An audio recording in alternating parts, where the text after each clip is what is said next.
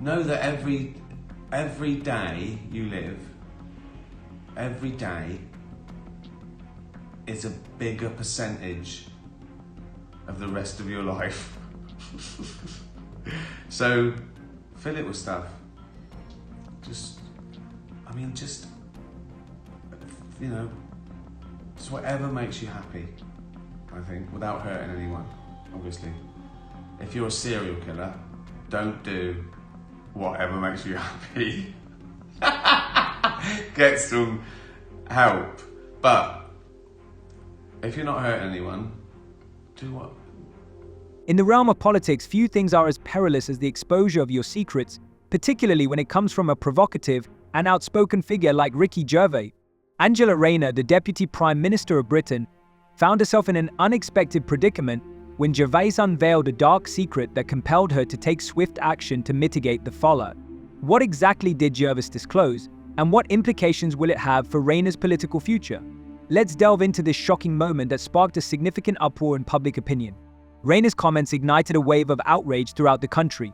Thousands of families enduring the dire conditions of temporary housing or anxiously awaiting their own homes perceived her words as a harsh insult that struck at the heart of their most pressing issues. She even had the audacity to suggest that immigrants should continue to be prioritized in housing allocations. This remark incited anger and confusion among many Britons, leaving them reeling. Such statements not only led people to question their place in their own country, but also fostered a profound sense of disappointment and uncertainty about the future. And that more than 5 out of 7 new homes will go to immigrants.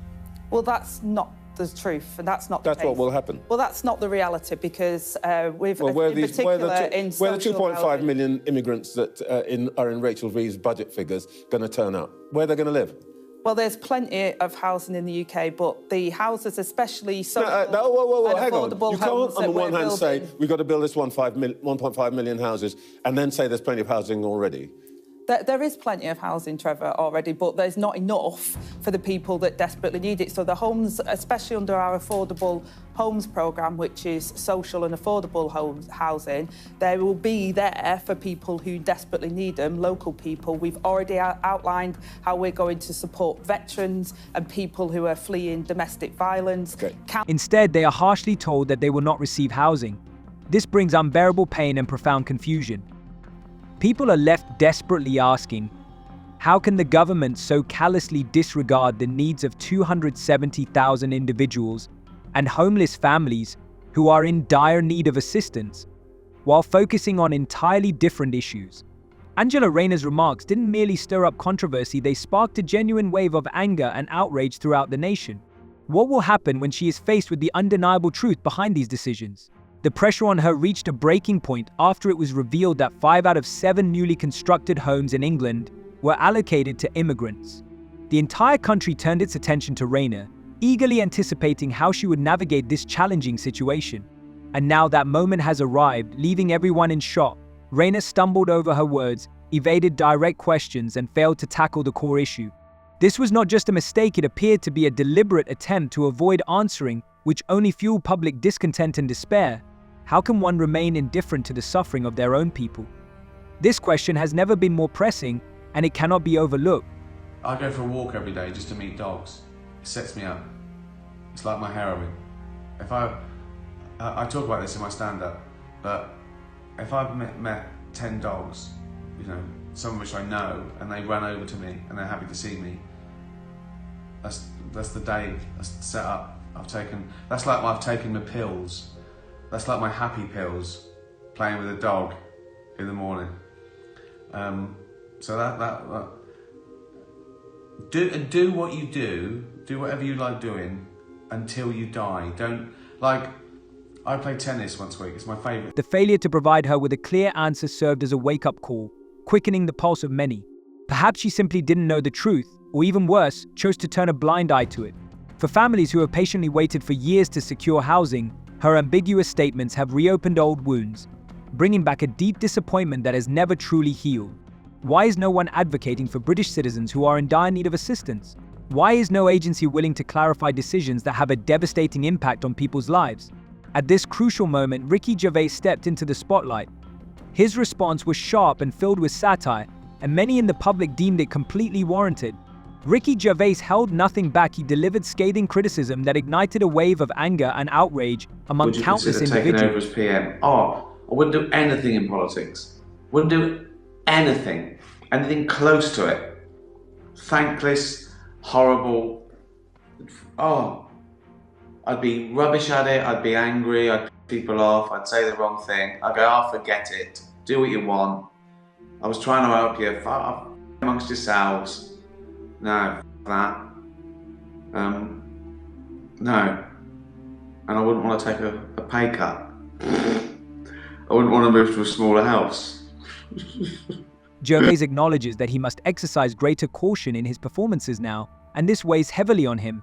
Jokes that once effortlessly poked fun at politics, social issues, and hypocrisy have transformed into potential risks he has never encountered before. However, he doesn't attribute all the blame to cancel culture. To him, this is merely a symptom of a more profound issue, a decline in trust in the government. When people lose faith in their leaders, they start to scrutinize one another closely, fostering a stifling atmosphere of fear and suspicion. In such a climate, everyone is hesitant to voice their true opinions, which only deepens the cycle of distrust, turning society into a realm dominated by silence and despair. Obviously now, I hurt for longer after tennis, because I'm old and decrepit, but I refuse to not try my hardest still and play tennis, and I love it. And even when it gets to the point where I play tennis, I can hardly play, and I ache for a week until I play, I'll still play tennis. I play tennis in pain. I play tennis with a back strap on when I hurt my back. I've got a fucking thing on my elbow, tennis elbow, blisters, plasters. I've got a thing on my foot, because whatever my bunion thing is. I will play tennis until I fucking die, because it's so much fun. I love it. Ricky Gervais firmly believes that the erosion of trust in public institutions stems from significant systemic issues and a culture of denial that even stifles freedom of speech. He's not merely wary of politicians, he's enraged by the toxic environment they've fostered, and this frustration is building up within him like a brewing storm. In his view, people are so worn out by the relentless failures of leadership that speaking the truth has become a genuine risk, rather than just a matter of expressing an opinion. He argues that the rise of cancel culture serves as a stark warning, signaling that society has lost faith in itself and its fundamental values. Well, you've been pretty clear you're glad to see the back of Assad, but how concerned are you about what might happen next? Well, this is why we want to see the UN resolution implemented and a political solution. Syrians deserve to live in peace and safety, and that's what we want to see implemented. So civilians must be protected, and of course the infrastructure that is so desperately needed as well.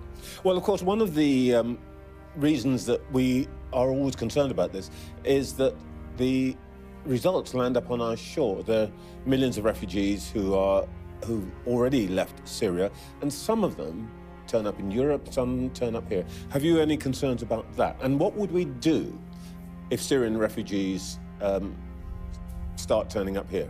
Well, Ricky Gervais passionately contends that disappointment is not merely a personal sentiment, but a profound reflection of the collective feelings of a nation that feels overwhelmed, silenced, and neglected by those who are supposed to ensure its well-being.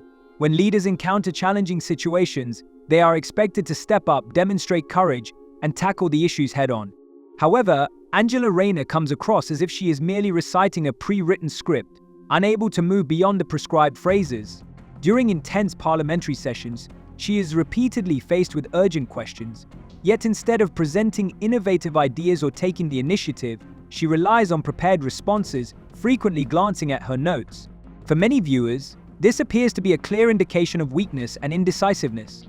How can someone in such a crucial leadership role be so reliant on pre-prepared answers when addressing the pressing issues facing the country? This leads to confusion and disappointment as people expect more from their leaders' authenticity, resolve, and the ability to guide during tough times.